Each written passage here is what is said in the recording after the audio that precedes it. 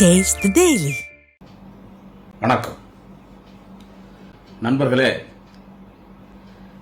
விக்கிரவாண்டி இடைத்தேர்தல் திராவிட முன்னேற்றக் கழகம் பரபரப்பாக பிரச்சாரம் செய்து கொண்டிருக்கிறது.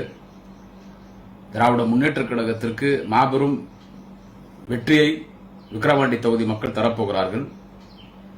வெற்றி வாய்ப்பு விக்கிரவாண்டி தொகுதியில் திராவிட முன்னேற்றக் கழகத்தின் வேட்பாளர் தலைவர் தளபதி அவர்களின் பேர் ஆதரவு பெற்றிருக்கிற வேட்பாளர், நாளை தமிழகத்தின் விடிவெள்ளி மாண்புமிகு அண்ணன் உதயநிதி ஸ்டாலின் அவர்களின் பேர் ஆதரவு பெற்றிருக்கிற வேட்பாளர் மரியாதைக்குரிய அண்ணன் அன்னியூர் சிவா அவர்களுக்கு வெற்றி வாய்ப்பு பிரகாசமாக இருக்கிறது.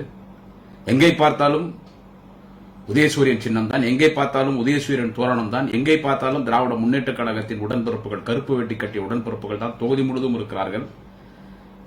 எனவே விக்கிரவாண்டி தொகுதியில் திராவிட முன்னேற்றக் கழகத்தின் மாநாடு நடைபெறுவது போல் இன்றைக்காக தேர்தல் களத்தில் திமுக சுறுசுறுப்பாக இருக்கிறது.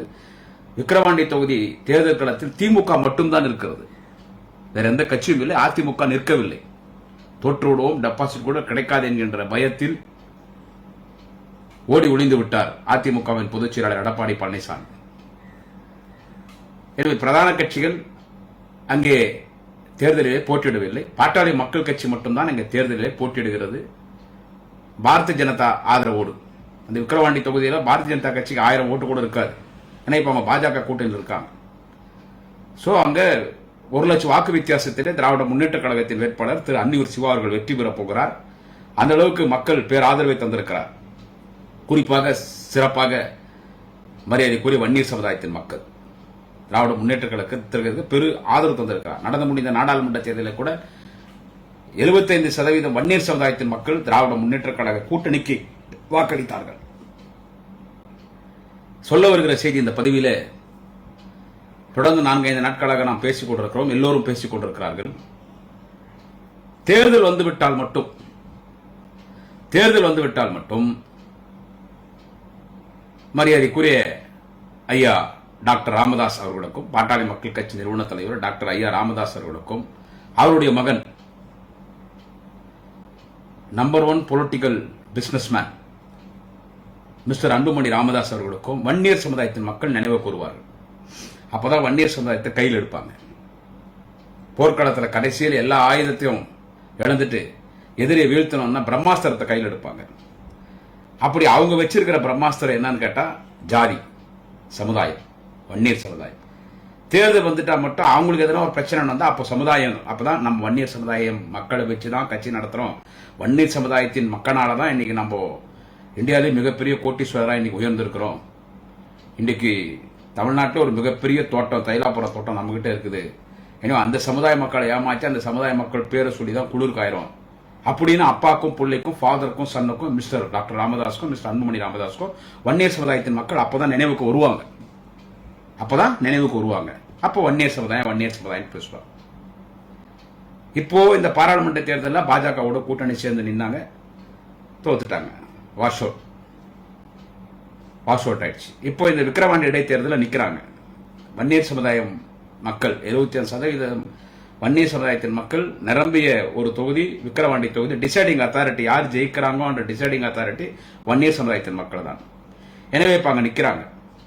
இப்ப அங்க நின்றுட்டு அவங்க ஓட்டு வாங்கணும். டெபாசிட் வாங்க முடியாது. விக்கிரவாண்டி தொகுதியில பாட்டாளி மக்கள் கட்சி டெபாசிட் வாங்க முடியாது. 1 லட்சம் வாக்குகள் வித்தியாசத்தில் திமுக வேட்பாளர் தலைவர் தளபதியின் பேர் ஆதரவோடு நாளை தமிழகத்தின் விடிவெள்ளி மாண்புமிகு அண்ணன் உதயநிதி ஸ்டாலின் அவர்களின் பேர் ஆதரவோடு திரு அன்னியூர் சிவா அவர்கள் 1 லட்சம் வாக்கு வித்தியாசத்தில் ஜெயிக்க போறாரு. கதை வேற. பட் இவந்தோ ஏதாவது ஒண்ணு பண்ணிடலாமா, சரி திமுக வந்துட்டு வன்னியர் சமுதாயத்தின் மக்கள் மத்தியில் டேமேஜ் பண்ணணும். இது வழக்கமா அவங்க பண்ணிட்டு இருக்காங்க, அப்பாவும் புள்ளி. பட் அது எடுபடல. இப்போ சட்டமன்றத்தில் பாத்தீங்கன்னா 10.5% 10.5% வன்னியர்களுக்கு 10.5% திமுக தருவதற்கு மறுக்கிறது. ஜாதி வாரி கணக்கெடுப்பு நடத்தவில்லை. இது சட்டமன்றத்தில் தொடர்ந்து பேசுறாங்க. இதேதான் பாட்டாளி மக்கள் கட்சியினுடைய சட்டமன்ற உறுப்பினர் திரு ஐயா ஜி.கே. மணி அவர்கள் சட்டமன்றத்தில் ஜாதி வாரி கணக்கெடுப்பு நீங்க நடத்தணும், 10.5% வன்னியர் சமுதாயத்தின் மக்களுக்கு தரணும் அவர் பேசினார். அப்படி பேச சொல்லி டாக்டர் ராமதாசும் அன்புமணி நாம் சொல்லி அமைச்சாங்க. ஜி.கே. மணி பேசினார். அதுக்கு ஒரு நல்ல விளக்கத்தை மாண்புமிகு தமிழக முதல்வர் அன்பு தலைவர் தளபதி ஸ்டாலின் அவர்கள் நல்ல விளக்கத்தை தந்தார். இந்த ஜாதி வாரி கணக்கெடுப்புன்றது நம்ம என்னதான் ஸ்டேட் கவர்மெண்ட் எடுத்தா கூட அதை கோர்ட் ஏத்துக்க மாட்டோம், ரத்து பண்ணிடுவோம். ஜாதி வாரி கணக்கெடுப்பு எடுத்து ஒரு சமுதாயத்துக்கு இடஒதுக்கீடு கொடுத்தா அது கோர்ட் ரத்து பண்ணிடுவான். ஏன்னு கேட்டா ஜாதிவாரி கணக்கெடுப்பு நம்ம எடுத்தா கோர்ட் ஏத்துக்காது. ஒன்றிய அரசு தான் ஜாதிவாரி கணக்கெடுப்பு நடத்தணும். இன்னைக்கு கூட சட்டமன்றத்தில் அந்த தீர்மானத்தை கொண்டு வந்திருக்கார் தலைவர் தளபதி ஸ்டாலின் அவர்கள். இதை திரு அன்புமணி ராமதாஸ் நன்றாக புரிந்து கொள்ள வேண்டும். இன்னைக்கு சட்டமன்றத்தில் தீர்மானத்தை கொண்டு வந்திருக்கிறார். பாட்டாளி மக்கள் கட்சியுடைய சட்டமன்ற உறுப்பினர் அருள் பேசினாரு. இந்த ஜாதிவாரி கணக்கெடுப்பு நடத்தலன்னு சொல்லி வன்னியர் மக்களிடத்துல ஒரு நற்பேர் வாங்கணும். நாங்க பார் வன்னியர் சமயத்தின் மக்கள் ஜாதிவாரி கணக்கெடுப்பு திமுக நடத்தலன்னு சொல்லி நாங்க எவ்வளவு கஷ்டப்படுறோம் சட்டமன்றத்துன்னு ஒரு சீன் போறதுக்கு இன்னைக்கு அஞ்சு பாட்டாளி மக்கள் அசெம்பிளி வெளிநடப்படுத்திருக்காங்க. இன்னைக்கு சட்டமன்றத்தில் தளபதி ஸ்டாலின் தீர்மானத்தை கொண்டு வந்துட்டார். ஒன்றிய அரசு ஜாதிவாரி கணக்கெடுப்பு நடத்தணும். இன்னைக்கு தீர்மானத்தை கொண்டு அந்த தீர்மானத்தை தலைவர் தளபதி விளக்கமாக பேசியிருக்கிறார். நீங்க சோசியல் மீடியால போய் பார்த்தா இல்ல தளபதி பேஜில் போய் பார்த்தா பல்வேறு யூடியூப் சேனல்ஸ் வந்திருக்கு. இன்னைக்கு தலைவர் தளபதி ரொம்ப தெளிவா பேசியிருக்காரு. ஜாதிவாரி கணக்கெடுப்பு குறித்து வன்னியர் சமுதாய மக்களுக்கு 10.5% தருவது குறித்து தலைவர் தளபதி ஸ்டாலின் அவர்கள் இன்னைக்கு சிறப்பாக பேசியிருக்கிறார். எனவே தேர்தல் நேரத்தில் மட்டும் வன்னியர்களின் மக்கள் டாக்டர் ராமதாஸ் அவர்களுக்கும் அன்புமணி ராமதாஸ் அவர்களுக்கும் வரும். அப்பதான் வன்னியர் வன்னியர் வன்னியர் வன்னியர்னு பேசுவாங்க. மீதி நேரத்திலாம் வன்னியர் சமுதாயத்தின் மக்களால் இன்றைக்கு சமுதாயத்திலும் அரசியலிலும் பணத்திலும் சொத்து செல்வாக்கிலும் உயர்ந்திருக்கிற டாக்டர் ராமதாஸ் அன்புமணி ராமதாஸ் அவர்களும் தேர்தல் நேரத்தில் மட்டும்தான் வன்னியர் என்று சொல்வார். மற்ற நேரத்தில் வன்னியர்களே அந்நியர்களாக பார்ப்பார்கள். பாட்டாளி மக்கள் கட்சி நிறுவன தலைவர் டாக்டர் ராமதாஸ் அவர்களும் அன்புமணி ராமதாஸ் அவர்களும் இப்போ என்னன்னு கேட்டீங்கன்னா இப்போ அந்த விக்கிரவாண்டி இடைத்தேர்தல்னால இப்போ 10.5% திமுக கொடுக்க மாட்டேன் ஜாதிவாரி கணக்கெடுப்பு நடத்தணும்னு சொல்லி ஒரு பொய்யா பேசுறார் அன்புமணி. ஜாதிவாரி கணக்கெடுப்பு நம்ம நடத்தினா கூட கோர்ட் ஏத்துக்க மாட்டான். அதாவது கடந்த அதிமுக ஆட்சியில் எடப்பாடி பழனிசாமி வன்னியர் சமுதாயத்தின் மக்களை ஏமாற்றினார். He cheated Vanniyar community. Number 1 liar Edappadi Palaniswami ஏமாற்றினார். 10.5% கொடுத்துட்டான். பாட்டாளி மக்கள் கட்சியினுடைய கூட்டணி அதிமுக வேணும்ன்றதுனால 10.5% கொடுத்துட்டான். இதே இடைத்தேர்தல் அதிமுக ஆட்சியில் இதே இடைத்தேர்தல் நடந்துச்சு. இதே விக்கிரவாண்டி தொகுதியில் இடைத்தேர்தல் நடந்துச்சு. அப்போ வன்னியர் சமுதாயத்தின் மக்களுக்கு 10.5% நான் தருவேன் என்று சொல்லி பாட்டாளி மக்கள் கட்சியின் ஆதரவை அதிமுக கேட்டது. இவங்க 10.5% தரேன்னு சொன்ன உடனே பாட்டாளி மக்கள் கட்சி ஆதரவு அவங்களுக்கு கொடுத்தாங்க. உடனே டாக்டர் ஐயா ராமதாசும் அன்புமணி ராமதாசும் விக்கிரவாண்டி தொகுதி முழுக்க போய் இவர் முதலமைச்சர் எடப்பாடி பழனிசாமி 10.5% கொடுக்குறோன்னு சொல்லிட்டாரு. எல்லாம் ஓட்டு போடுவாங்க. அந்த இடைத்தேர்தலில் ஜெயிச்சிச்சு. அந்த இடைத்தேர்தலில் ஜெயிச்சாங்க. அதன் பிறகு நடந்த தேர்தலில் இப்ப மறைந்த திமுக மாவட்ட செயலாளர் புகழேந்தி ஜெயிச்சார். இப்போ இந்த தேர்தலில் ஜெயிக்கணும்ன்றதால 10.5% ஏடிஎம்கே கொடுத்துச்சு, திமுக கொடுக்க மறுக்கிறாங்கன்னு சொல்லி ஒரு பெரிய குற்றச்சாட்டு திமுக மீது அன்புமணி ராமதாஸ் வைக்கிறார். முழுக்க போய் நாடகம் நாடகம் நாடகம் நாடகம் முழுக்க நாடகம். உங்களெல்லாம் இனியெல்லாம் தொடர்ந்து வன்னியர்கள்லாம் நம்ப மாட்டாங்க. வன்னியர் வாக்கு வங்கி சரிஞ்சிருச்சு பாட்டாளி மக்கள் கட்சி. அது திராவிட முன்னேற்ற கழகத்தின் பக்கம்தான். வன்னியர் சமுதாயத்தின் வாக்கு தலைவர் தளபதி ஸ்டாலின் அவர்களுக்குத்தான், அண்ணன் உதயநிதி ஸ்டாலின் அவர்களுக்குத்தான், திமுக அவர்களுக்குத்தான். இனி வன்னியர்கள் பாமகவை நம்ப போவதில்லை. குறிப்பாக ஐயா டாக்டர் ராமதாஸ், மிஸ்டர் அன்புமணி ராமதாஸ் இனி அவங்க உங்களை நம்பி ஏமாற போதில் உங்கள் பின்னால் வரமாட்டார் என்பதை செய்தியை மட்டும் இதில் நான் பதிவு செய்கிறேன். ஏடிஎம்கே ஆட்சியில் எடப்பாடி பழனிசாமி இடைத்தேர்தலில் ஆதரவு வாங்கி ஜெயிச்சுட்டு தேர்தல் கிட்ட இருக்கும்போது 10.5% என்னாச்சுன்னு கேட்கிறார் டாக்டர் ராமதாஸ். கேட்டார் என்னாச்சுன்னு கேட்டார். 10.5% என்னாச்சுன்னு டாக்டர் ராமதாஸ் கிட்ட கேட்கும் போது அப்போ நான் 10.5% நாங்க தரோம் வன்னி இருக்குன்னு சொல்லி அறிவிச்சிட்டார். தேர்தல் நாளைக்கு தேர்தல்னா இன்னைக்கு அறிவிக்கிறார். இது நல்லா கவனிக்கணும். நாளைக்கு தேர்தல்னா அன்றைய முதலமைச்சர், இன்றைய எதிர்க்கட்சி தலைவர், சட்டமன்றத்திற்கு உள்ளே போக பயந்து கொண்டு ஓடி ஒளிகிற எடப்பாடி பழனிசாமி ஒரு பொய்யான ஒரு அறிவிப்பை வெளியிட்டார். ஒரு ஜாதிவாரி கணக்கெடுப்பு நடத்தல, எந்த ஃபார்மாலிட்டிஸ் பண்ணல, ஒண்ணு இல்லாம வெறும் வாயில வட சொல்ற மாதிரி சும்மா சொல்லிட்டார். அன்புமணி இது எடப்பாடி பழனிசாமி 10.5% கொடுத்துட்டோன்ட்டார். உடனே அவங்க பாமக கூட்டணி போனாங்க. வன்னியர்கள்லாம் 10.5% எடப்பாடி பழனிசாமி அதிமுக கொடுத்துச்சு சொல்லி ஓட்டு போட்டாங்க. வன்னியர்கள் எல்லாம் பெரும்பான்மையான வன்னியர்கள் அதிமுக ஓட்டு போட்டாங்க. அதனாலதான் தருமபுரி மாவட்டத்தில் ஒரு தொகுதி கூட திமுக கூட்டணி ஜெயிக்கல. எல்லாமே அதிமுக கூட்டணி தான் ஜெயிச்சிச்சு. சேலத்துல மரியாதைக்குரிய அண்ணன் சேலம் ராஜேந்திரன் திமுக மாவட்ட செயலர், அவர் மட்டும் தான் ஜெயிச்சார். ஏன்னா இவங்க 10.5% வன்னியர்கள் திறனை ஏமாத்திட்டாங்க. வன்னியர்கள் ஓட்டு போட்டாங்க, கொடுத்துட்டாங்க. ஆட்சி மாற்றம் வந்துச்சு.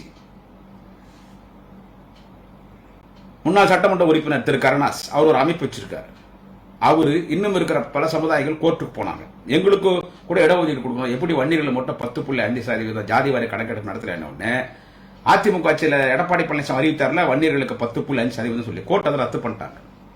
ஜாதி வாரி கணக்கெடுப்பு நடத்தணும், அது ஒன்றிய அரசு நடத்தணும். கோர்ட் என்ன சொல்லுது, யூனியன் கவர்மெண்ட் ஒன்றிய அரசு தான் அந்த ஜாதி வாரி கணக்கெடுப்பு நடத்தணும். நிறைய ஃபார்மாலிட்டிஸ் இது, அதெல்லாம் பண்ணாம எப்படி நீங்க வன்னியர்களுக்கு 10.5% கொடுத்தீங்க, ரத்து பண்ணிட்டாங்க. இதுதான் நடந்தது. எனவே எடப்பாடி பழனிசாமி ஏமாற்றினார்.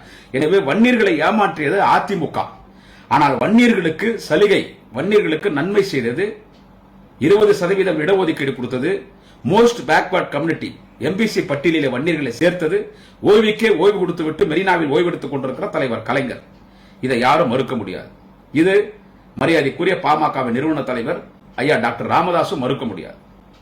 எவ்வளவு ஆர்ப்பாட்டம் பண்ணீங்க, தமிழ்நாடே ஸ்தம்பிச்சிச்சு. வன்னியர் மக்கள் வாழக்கூடிய மாவட்டங்கள் யாரும் நடக்க முடியல. எவ்வளவு பெரிய கலவரம் நடந்துச்சு. 20 பேர் இறந்தாங்க துப்பாக்கி சூட்ல.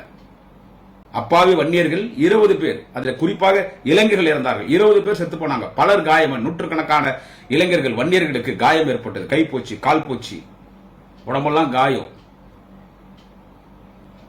ஆனா அதிமுக ஆட்சியில எம்ஜிஆர் கொடுத்தாரான்னு கேட்டா கொடுக்கல, அடிச்சார் போலீஸ் விட்டு, துப்பாக்கி சூடு நடத்தினாங்க. ஆனால் வன்னியர்களின் மக்களின் கோரிக்கை ஏற்றுக்கொண்டு எல்லா சமுதாய மக்களுக்கும் தலைவராக, எல்லா சமுதாயத்திற்கும், எல்லா ஜாதிக்கும், எல்லா இனத்திற்கும் நன்மை செய்த தலைவர் கலைஞர்.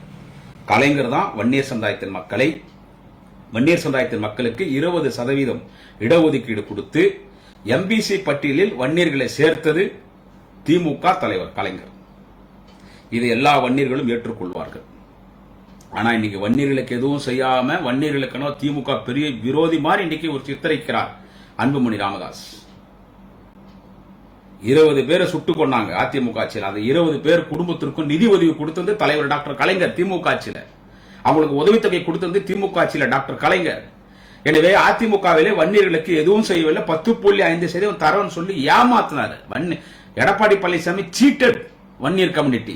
Edappadi Palaniswami is number 1 liar. Edappadi Palaniswami is notorious criminal in politics. இது எல்லாருக்கும் தெரியும். ஆனா வன்னியர்களுக்கு நன்மை செய்தது யார்? வன்னியர்களுக்கு நன்மை செய்தது திமுக மட்டும்தான். எல்லா வகையிலும் வன்னியர்களுக்கு முக்கியத்துவம்.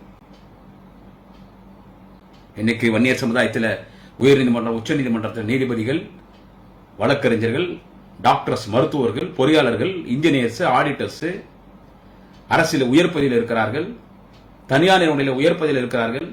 வன்னியர் சமுதாயத்தில் பிறந்த நம்ம சகோதரிகள் இன்னைக்கு சமுதாயத்தில் ஒரு மிகப்பெரிய அந்தஸ்தில் இருக்கிறார்கள்.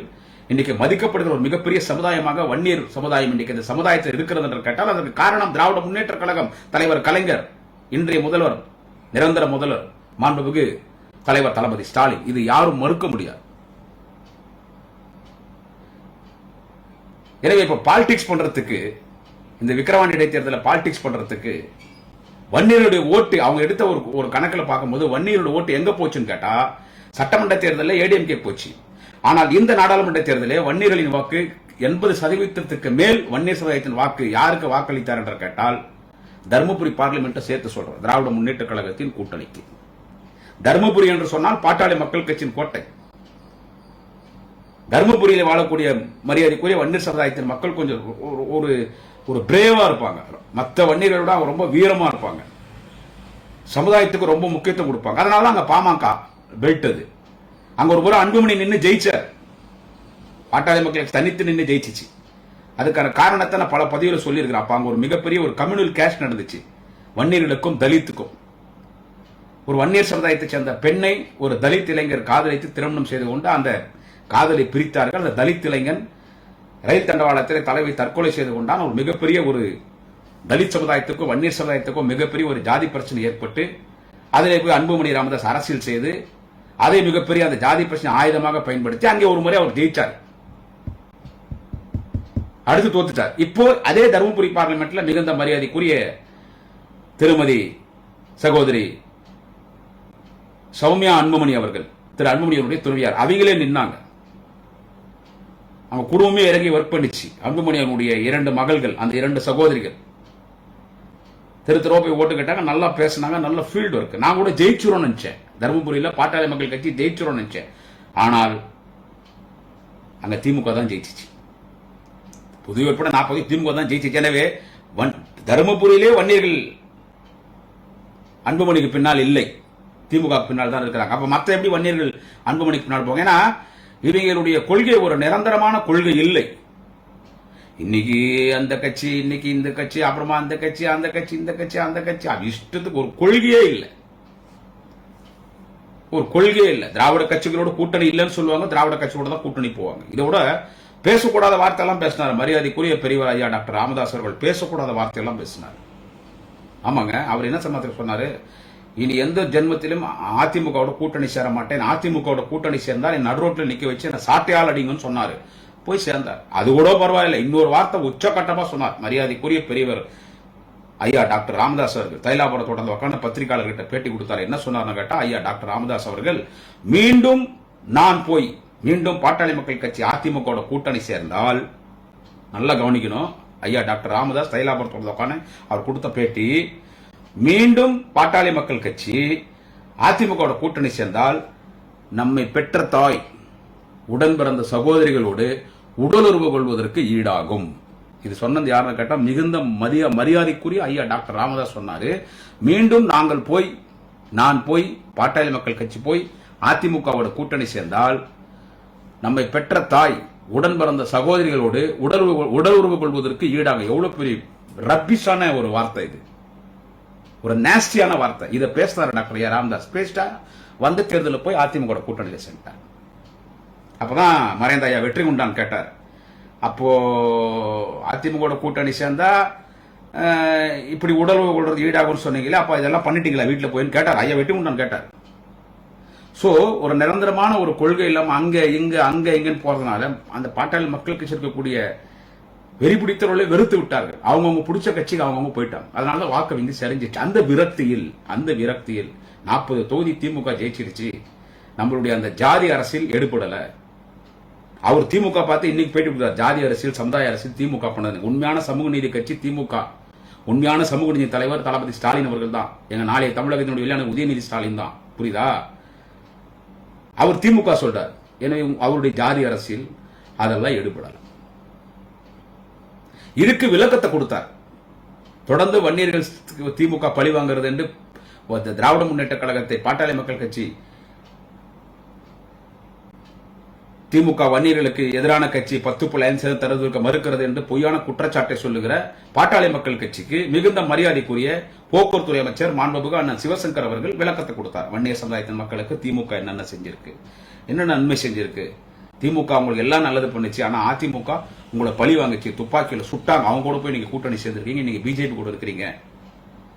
வன்னியர்களுக்கு நன்மை செய்தது திமுக மட்டும்தான், கலைஞர் மட்டும்தான். வன்னியர் சமுதாயத்தின் மக்களுக்கு என்னென்ன நன்மை செய்தார்கள், வன்னியர்களுக்கு எந்த அளவுக்கு முக்கியத்துவம் தரப்படுகிறது, ஏன் திராவிட முன்னேற்ற கழகம் என்கின்ற ஒரு மிகப்பெரிய இயக்கம், இந்த இயக்கத்திற்கு பொதுச் செயலாளரே வன்னியர் சமுதாயத்தை சேர்ந்தவர் தான். மாண்புமிகு அமைச்சர் அண்ணன் துரைமுருகன் அவர்கள் வன்னியர் சமுதாயத்தை சேர்ந்தவர் தான். திராவிட முன்னேற்ற கழகத்துடைய பொதுச் செயலாளர், இதைதான் திராவிட ஆழ்வார் அரக்கோண நாடாளுமன்ற உறுப்பினர் மரியாதைக்குரிய டாக்டர் ஜெகதக்ஷன் அவர்கள் வன்னியர் சமுதாயத்தின் மக்களுக்கு திராவிட முன்னேற்ற கழகம் என்னென்ன செய்திருக்கிறது என்றெல்லாம் சொல்லிவிட்டு திமுகவின் பொதுச் செயலாளரே வன்னியர் சமுதாயத்தை சேர்ந்தவர் என்று அண்ணன் டாக்டர் ஜெகதக்ஷன் பத்திரிகையாளர் மத்தியில் பேசினார். எனவே வன்னியர்கள் திமுகவின் தீவிர அனுதாபிகளாக மாறியிருக்கிறார்கள். வாக்காளர்களாக வன்னியர்களின் வாக்கு வங்கி திமுக பக்கம் திரும்பி இருக்கிறது. இது பொறுத்துக் கொள்ள முடியவில்லை. டாக்டர் அன்புமணி ராமதாஸ் அவர்களுக்கும் ஐயா டாக்டர் ராமதாஸ் அவர்களுக்கும் பொறுத்துக் கொள்ள முடியாமல் அவங்க புலம்புறாங்க. அவங்க சிவசங்கரை பார்த்துட்டு இன்னைக்கு பத்திரிகையாளர் பேட்டியில திரு அன்புமணி ராமதாஸ் சொல்றாரு. என்ன சொல்றாருன்னு கேட்டா, அவரு இந்த மாதிரி நீங்க இன்னைக்கு அமைச்சரா இருக்கீங்கன்னு கேட்டா அதுக்கு காரணம் டாக்டர் ஐயா ராமதாஸ் தான். தைலாபுரம் தோட்டத்திலிருந்து என்ன குரல் வருது அப்படின்னு சொல்றீங்களா, அந்த தைலாபுரம் தோட்டத்தின் குரல் இல்லைன்னா இன்னைக்கு நீங்க அமைச்சராக இருக்க முடியாதாம். யாரு இன்னைக்கு போக்குவரத்து அமைச்சராக இருக்கிற மரியாதைக்குரிய அண்ணன் மாண்புமிகு சிவசங்கர் அவர்கள் ஐயா டாக்டர் ராமதாஸ் குரல் கொடுக்கலன்னா அவர் அமைச்சராக இருக்க முடியாதான், அவர் மாவட்ட செயலாளராக இருக்க முடியாதான்.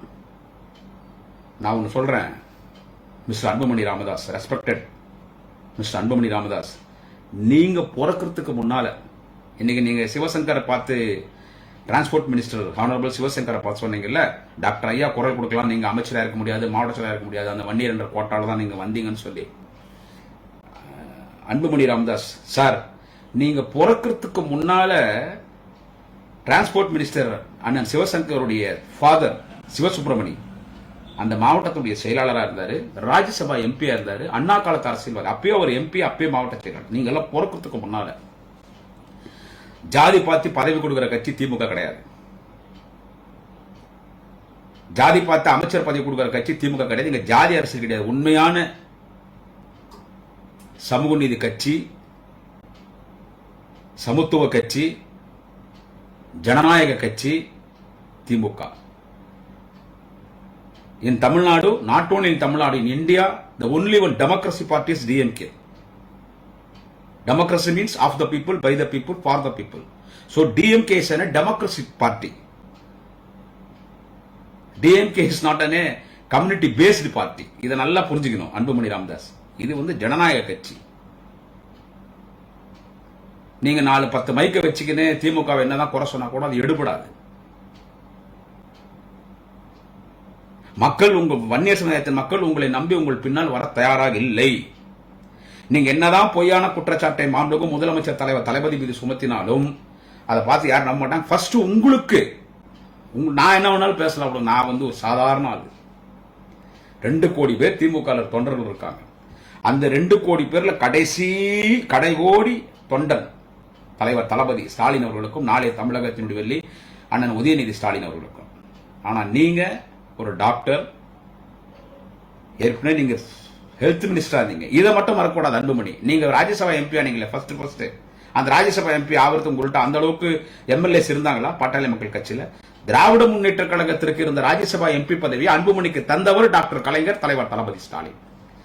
அன்னைக்கு அமைச்சரவையில் திராவிட முன்னேற்ற கழகம் இடம்பெற்றது. அமைச்சரவையில் பல பிரதமர்களை உருவாக்கியவர் தலைவர் கலைஞர். அண்டர் தலைவர் கலைஞரின் ஆதரவோடு அமைந்த ஆட்சியில திமுக அமைச்சர்கள் அமைந்த பொழுது, அப்ப நீங்க மினிஸ்டர் போஸ்ட் கேட்கும்போது என்ன கேட்டார் டாக்டர் ராமதாஸ் தலைவர் கலைஞர்கிட்ட? ராஜ்யசபா எம்பி என் பையனை கொடுத்துட்டீங்க, எங்களுக்கு சுகாதாரத்துறை அமைச்சர் கொடுங்கன்னு கேட்டீங்க. நல்லா கல்லா கட்டுற நல்ல டிபார்ட்மெண்ட் கேட்டார் ஐயா டாக்டர் ராமதாஸ். ஆனா சுகாதாரத்துறை பாட்டாளி மக்கள் கட்சி கொடுக்கறதுக்கு காங்கிரஸ் கவர்மெண்ட் ஒத்துக்கல. அன்னை சோனியாவும் ஒத்துக்கல, மன்மோகன் சிங் ஒத்துக்கல, யாருமே ஒத்துக்கல. அப்ப பதவியேற்பு விழாக்குன்னு எல்லாம் போனவங்க ரிட்டர்ன் பண்ணிட்டாங்க. பதவியேற்பு விழாவே நின்று போச்சு. இவருக்காக பேரம் படியில அன்புமணி ராமதாஸ் சுகாதாரத்துறை கொடுக்க மாட்டாங்க. இணை அமைச்சர் தரேன்னாங்க. தலைவர் இல்ல வேணும்னார். அது அந்த அந்த இதுவே நின்று போச்சு. அப்புறம் திரும்பியும் போய் தலைவர் டெல்லியில் உட்காந்து 2 நாள் தங்கி இருந்து பேசி திமுக கொடுக்கறதா நினைச்சுன்னு, எங்களுக்கு கொடுக்குற கேபினெட் மினிஸ்டர்ல ஒன்னு குறைச்சுன்னு திமுக கொடுக்கறதா நினைச்சுன்னு அந்த சுகாதாரத்துறை அமைச்சர் பதவி அன்புமணி கொடுங்கன்னு அன்புமணிக்கு திமுக ராஜ்யசபா எம்பி பதவி கொடுத்து திமுக கொடுத்த கேபினெட் மினிஸ்டர்ல அந்த சுகாதாரத்துறை அமைச்சரா அன்புமணியா அந்த சுகாதாரத்துறை அமைச்சர் பதவி உட்கார வச்சது யாருன்னு கேட்டா, ஓய்வு கொடுத்து விட்டு மெரினாவில் ஓய்வு எடுத்துக் கொண்டிருக்கிற தமிழ் சமுதாயத்தினுடைய தலைவர், திராவிட இனத்தின் தலைவர் டாக்டர் கலைஞர். இது விஷயம் தெரிஞ்ச அனைத்து வன்னியர் சமுதாயத்தின் மக்களுக்கும் பாட்டாளி மக்கள் கட்சியினுடைய முக்கிய தலைவர்களுக்கு தெரியும். அதெல்லாம் மறந்துட்டு இவர் பேசுறார். எந்த அளவுக்கு மரியாதை கொடுத்தார் தலைவர் கலைஞர் டாக்டர் ஐயா ராமதாஸ்க்கு. இன்னைக்கும் தளபதி அதே மரியாதை தராரு. அதே மாதிரியான உதயநிதி ஸ்டாலின் ஐயா டாக்டர் ராமதாஸுக்கு தராரு. ஆனா இதே ஜெயலலிதாவை பாக்குறதுக்கு போனவர் அசம்பிளிக்கு செக்ரட்டரிக்கு தலைமை செயலகத்தை ஐயா டாக்டர் ராமதாஸ் ஜெயலலிதா பார்க்க போகும்போது 2 மணி நேரம் உட்கார வச்சாங்க. கடைசியில் வெறுத்து போய் வெளியே வந்துட்டார். எந்த சூழ்நிலையிலும் தேர்தலில் நின்று வெற்றி பெற்று நான் எம்பி ஆகவோ எம்எல்ஏ ஆகவோ சட்டமன்றத்துக்கோ நாடாளுமன்றத்துக்கோ போக மாட்டேன் என்று சொன்னவர் டாக்டர் ராமதாஸ். ஆனா ஜெயலலிதாவை பார்க்கறதுக்கு போனவர் 2 மணி நேரம் வெளியே உட்கார வச்சு அவர் பார்க்கவே இல்லை, திருப்பி அனுப்பிச்சிட்டாங்க. ராமதாஸ் ஐயா போராட்டம், டாக்டர் ஐயா ராமதாஸ் போராட்டம் பண்ணும்போது அவர் அடிச்சு டவுன் பஸ்ல போட்டு அனுப்பிச்சாங்க வேலூர் ஜெயிலுக்கு. டவுன் பஸ்ல வந்தார், படுத்து அடிச்சு தூக்கி போட்டு அனுப்பிச்சாங்க. இதெல்லாம் ஜெயலலிதா ஆட்சியில, அதிமுக ஆட்சியில பாட்டாளி மக்கள் கட்சிக்கும் டாக்டர் ஐயா ராமதாஸுக்கும் நடந்த கொடுமைகள். இதெல்லாம் வந்துட்டு நீங்க அங்க போறீங்க. எனவே வர இருக்கிற ஆட்சி திராவிட முன்னேற்ற கழகத்தின் ஆட்சி தான். 2026 மீண்டும் திராவிட முன்னேற்ற கழகம் ஆட்சி தான். மீண்டும் தலைவர் தளபதி ஸ்டாலின் தான் தமிழ்நாட்டின் முதலமைச்சராக வருவார். இனி 25 வருடங்கள் தொடர்ந்து தமிழ்நாட்டின் திமுக ஆட்சி தான். எதிர்காலத்தில் எங்கள் மாண்புமிகு உதயநிதி ஸ்டாலின் தான் நாட்டின் முதலமைச்சர் என்று உணர்ந்த அன்புமணி ராமதாஸ், எனவே திமுக மீது ஒரு பொய்யான ஒரு பழி போடுவதற்காக ஆடுகிற நாடகம் தான் இது. அவர் பேசும்போதே அவர் முகத்தில் அவர் பிரஸ் மீட் கொடுக்கும் போதே தெரியுது. அவர் அகத்தின் அழகு முகத்தில் தெரியும்ன்ற மாதிரி அவர் பேசும்போது தெரியும் அவர் நடிக்கிறாருன்னு சொல்லி. எனவே இந்த அரசியல் எல்லாம் எடுபடாது, எந்த அரசியல் எல்லாம் எடுபடாது. என்னதான் பேசினாலும் வன்னியர்கள் டாக்டர் ஐயா ராமதாஸையோ அன்புமணி ராமதாஸையோ யாரும் நம்ப போறது இல்லை, யாரும் நம்ப மாட்டாங்க.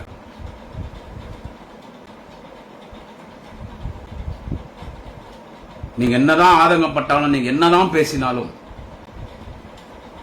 விக்கிரவாண்டி தேர்தலில் நீங்க டெபாசிட் கூட வாங்க முடியாது. அங்க களத்திலே இல்ல பாட்டாளி மக்கள் கட்சி, திமுக மட்டும்தான் களத்துல. இவர் போய் அதிமுக கிட்ட ஆதரவு கேட்கிறார். அன்புமணி ராமதாஸ் போய் அதிமுக கிட்ட ஆதரவு கேட்கிறார், எங்களுக்கு ஆதரவு கொடுங்க.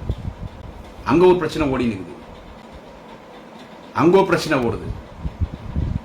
திண்டிவனம் சி.வி. சண்முகம் முன்னாள் சட்ட அமைச்சர், இப்போ ராஜ்யசபா எம்பி, அவர் பல முறை போனார் டாக்டர் ஐயா ராமதாஸ் தைலாபுரத்தோட்டத்தில் எம்பி எலெக்ஷன் கூட கூட்டணிக்கு வாங்க அவர் இதோ அதோன்னு சொன்னாங்க. பிஜேபி கூப்பிட்டு பிளாக்மெயில் பண்ணிட்டான். அதுதான் உண்மை. அன்புமணி ராமதாஸ் சுகாதாரத்துறை அமைச்சராக இருக்கும்போது அவர் மருத்துவக் கல்லூரி ஒதுக்கீட்டு பண்ணதில் பெரிய முறைகேடு பண்ணார்னு அது ஒரு பெரிய குற்றச்சாட்டு இருக்குது. சிபிஐ வழக்கு போடுவோம், உங்க ஃபைல் டேபிள் இருக்குது சொல்லி மிரட்டி கூட்டணிக்கு வர சொன்னாங்க. அந்த ஆளு கூட்டணிக்கு போயிட்டார். சரி, மத்தியில் பிஜேபி ஆட்சி வச்சா நம்ம வேணா மந்திரி பதவி கொடுப்பாங்க, இன்னும் பல போட்டிகளை நம்ம வாங்கலாம்னு சொல்லி. ஆனா இன்னொரு செய்தி பேசப்படுகிறது. என்னவென்று கேட்டால், சி.வி. சண்முகம் போய், நான் சோசியல் மீடியாவில் பார்த்தேன், சி.வி. சண்முகம் போய் டாக்டர் ஐயா ராமதாஸ் கிட்ட 500 கோடி ரூபாய் பணம் கொடுத்தாராம். இவர் 500 கோடி ரூபாய் கேட்டிருக்காரு, 500 கோடி ரூபாய் பணம் கொடுத்தாராம் அப்படின்னு ஒரு நியூஸ் இருக்கு, ஓடுது சோசியல் மீடியாவில், அப்படின்னு பேசப்படுது. 500 கோடி ரூபாய் சி.வி. சண்முகம் கொடுத்தாராம். இது 2024 பார்லிமெண்ட் கூட்டி 500 கோடி ரூபாய் டாக்டர் ஐயா ராமதாஸ் வாங்கிட்டாராம். இப்ப கூட்டணி போல பணத்தை திரும்பி கேட்டா 2026 பாத்துக்கலாம்னு சொல்றான் டாக்டர் ஐயா ராமதாஸ். 2026 பார்த்துக்கலாம். அதெல்லாம் முடியாத மூலம் பணத்தை கொடுங்க. 2026 நீங்க எங்க இருப்பீங்க, யார் கூட இருப்பீங்க, யாருக்கு தெரியும்? உங்க பேச்சு யார் நம்புவாங்க? தண்ணியில தான் எழுதி வைக்கணும் அப்பம் உள்ள பேச்சு. 500 கோடி ரூபாய் கொடுங்க பார்ட்டி பண்ண சொல்லி சி.வி. சண்முகம் கேட்கிறாராம் பணத்தை. இவங்க இன்னும் கொடுக்கலையா? ஒரு 20 நாளைக்கு முன்னால சி.வி. சண்முகம் டாக்டர் ஐயா ராமதாஸ் பத்தி ஒரு கடுமையான வார்த்தை பயன்படுத்தினார். எல்லாம் பார்த்திருப்பீங்க. டாக்டர் ராமதாஸ் காக்கை வன்னின்னு சொன்னார். சொன்னது யாருன்னு கேட்டா சி.வி. சண்முகம். டாக்டர் ராமதாஸ் காக்கை வன்னின்னு சொன்னார். காக்கை வன்னின்னா என்ன? வன்னியர் சமுதாயத்தை காட்டி கொடுத்த பிளாக் ஷிப், கருப்பாடு காக்கை வன்னி. அதை வந்து டாக்டர் ராமதாஸ் காக்கை வன்னியோட ஒப்பிட்டவர் யாருன்னு கேட்டா சி.வி. சண்முகம் ஒப்பிட்டார். அவங்க ரொம்ப வேண்டிப்பட்டவர், எல்லாம் ஒரே ஏரியாவில் இருக்கிறவங்க.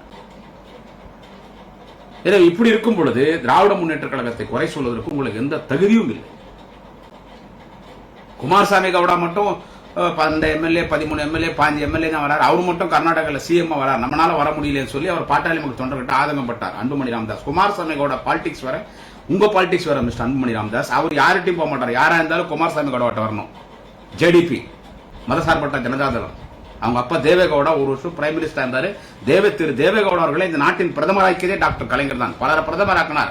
அந்த வரிசையிலே கர்நாடகாவை சேர்ந்த திரு தேவேகவுடா அவர்களை இந்த நாட்டின் பிரதமராக்கியவர் டாக்டர் கலைஞர். தேவேகவுடாவுடைய மகன் குமாரசாமி கவுடா மதசார்பற்ற ஜனதாதளம் ஜேடிபியினுடைய தலைவர். அவங்க ஒரு 5 எம்எல்ஏ ஜெயிப்பாங்க, இல்ல 20 எம்எல்ஏ ஜெயிப்பாங்க, ஒரு 15-20 எம்எல்ஏ கூட தான் ஜெயிப்பாங்க. அது ஒரு விவசாயிகள் இருக்கிற கட்சி, கிராம பகுதியில் அந்த கட்சி இருக்கும். அப்ப காங்கிரஸுக்கு மெஜாரிட்டி இருக்காது, பிஜேபி மெஜாரிட்டி இருக்காது. டிசைடிங் அத்தாரிட்டி குமாரசாமி கவுடா யாருக்கு ஆதரவு கொடுப்பாங்களோ அவங்க தான் ஆட்சி அமைக்க முடியும். அப்ப குமாரசாமி கவுடா யார்கிட்டையும் போக மாட்டாங்க. காங்கிரஸ் குமாரசாமி கவுடா தேடி வரும், பிஜேபி குமாரசாமி கவுடா தேடி வரும். அவங்க நீங்க சிஎம் இருங்க, இவரை சிஎம் ஆக்கிடுவாங்க. ஏன்னா காங்கிரஸுக்கு பிஜேபி ஆட்சி அமைக்க கூடாது, பிஜேபிக்கு காங்கிரஸ் ஆட்சி அமைக்க கூடாது. அப்ப குமாரசாமி கவுடா கையில் எடுப்பாங்க. அவங்க அரசியலங்க அந்த மாதிரி, அவங்க யார்கிட்டையும் போறது இல்லை. நீங்க அப்படியா? இன்னைக்கு திமுக, அப்புறமா அதிமுக, அப்புறமா பிஜேபி, அப்புறமா தனியா கூட்டணி இருக்குது, இங்க அங்க இங்க அங்க. இந்த எம்பி எலெக்ஷன் தோத்த உடனே அவர் அன்புமணி ராமதாஸ் சொல்றாரு, இந்த தேர்தல் நமக்கு இலக்கு இல்ல, வர இருக்கிற சட்டமன்ற தேர்தல் தான் இலக்கு, அப்பதான் நம்ம ஆட்சி அமைக்க போறோம். வாயில சிரிப்பொருள் காமெடியா இருக்குது. இன்னைக்கு திமுகவை எதிர்க்கிறதுக்கு கட்சியே இல்லை தமிழ்நாட்டில். அதிமுக பிளந்து கிடக்குது. அதிமுக 1 கோடி ஓட்டு கூட வாங்கல இந்த தேர்தலில், 1 கோடி ஓட்டு கூட வாங்கல. 75-80 லட்சம் ஓட்டு தான் அவங்க வாங்கினாங்க. அவங்க வாக்கு வங்கியே போயிடுச்சு. கிட்டத்தட்ட அவங்க 2 கோடி தொண்டர்கள் எங்கள்கிட்ட இருக்காங்கன்றாங்க. அப்ப மீதி 1 கோடி எங்க போச்சு? சோ அதிமுக தீவிர வாக்கு வங்கியே இன்னைக்கு சரிஞ்சிச்சு. அது வந்து திமுக பக்கம் வந்துருச்சு. பிஜேபி தமிழ்நாட்டில் என்னைக்கு ஷைன் ஆக முடியாது. இல்ல நீங்க பாட்டாளி மக்கள் கட்சி யாரை போய் ஏமாத்துவீங்க? எனவே திமுகவை விமர்சிக்க வேண்டும். வன்னியர் சமுதாயத்துக்கு எதிரான ஒரு இயக்கம் திமுக என்று சித்தரிக்க பார்க்கிறார் அன்புமணி ராமதாஸ். அதனால தான் இவர் போடுகிற கபட நாடகம் இதெல்லாம்.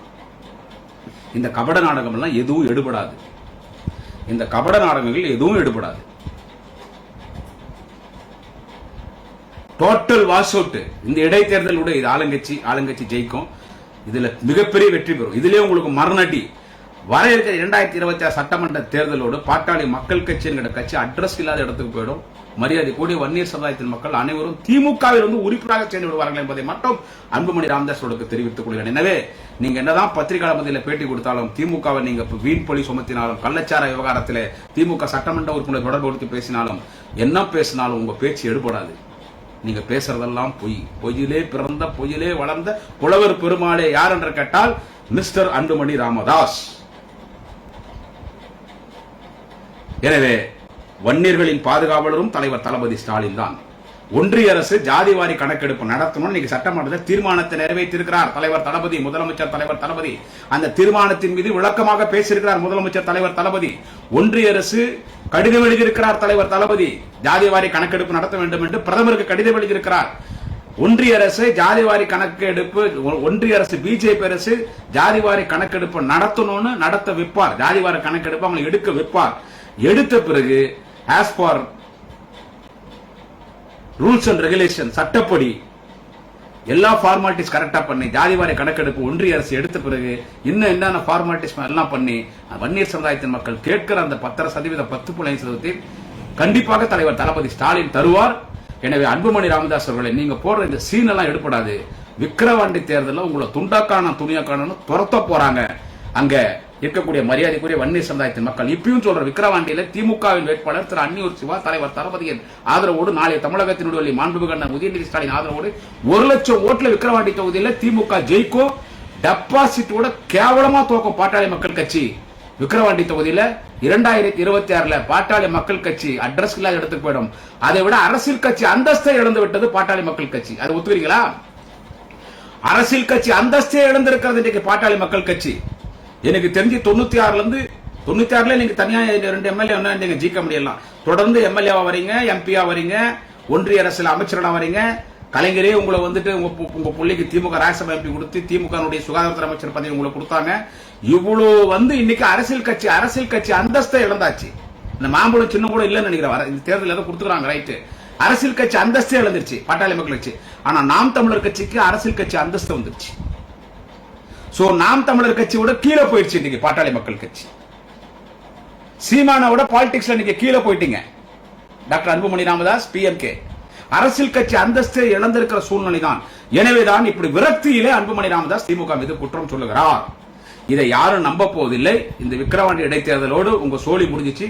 டோட்டலா சமாதி கட்டுறது வர இருக்கிற 2026 தேர்தல். எனவே வன்னியர்களின் ஓட்டு என்றும் திமுக கூட்டணி தலைவர் தளபதிக்கு, நாளைய தமிழகத்தின் விடிவெள்ளி அண்ணன் உதயநிதி ஸ்டாலின் அவர்களுக்கு.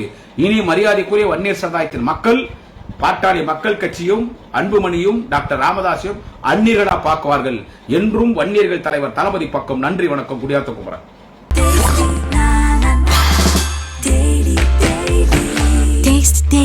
Taste the Daily.